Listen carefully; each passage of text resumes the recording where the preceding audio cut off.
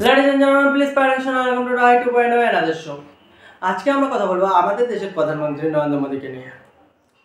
1950 সালের 17 সেপ্টেম্বর নরেন্দ্র মোদীর গুজরাটে জন্ম হয় এবং ওনার বাবার নাম হচ্ছে মূলচন্দ মোদী আর মায়ের নাম হচ্ছে হীরাবেন মোদী। নরেন্দ্র মোদীরা 6 ভাই বোন ছিলেন। তার মধ্যে সবথেকে বড় ছিলেন সম্বাই মোদী, পঙ্কজ মোদী এবং নরেন্দ্র মোদী ছিলেন তৃতীয় সন্তান। ভাতনগর রেলওয়ে স্টেশনের বাইরে নরেন্দ্র মোদীর বাবার চায়ের দোকান ছিল, যেখানে ছোটবেলায় নরেন্দ্র মোদী তার বাবার সঙ্গে চা বিক্রি করতেন এবং 18 বছর বয়সে নরেন্দ্র মোদী বিয়ে করে নেন যশোদাবেন মোদীকে। তখন যশোদাবেন মোদীর বয়স ছিল মাত্র 16 বছর।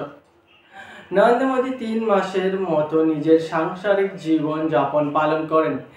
তারপরে তিনি ভারত ভ্রমণের জন্য বাড়ি ছেড়ে চলে যান এবং সন্ন্যাস গ্রহণ করেন। তারপরে তিনি আরএসএস এ যুক্ত হন এবং পরবর্তীতে আরএসএস এর প্রচারক হিসেবে কাজ করেন। আর আরএসএস এর মাধ্যমেই তিনি ভারতীয় জনতা পার্টিতে প্রবেশ করেন।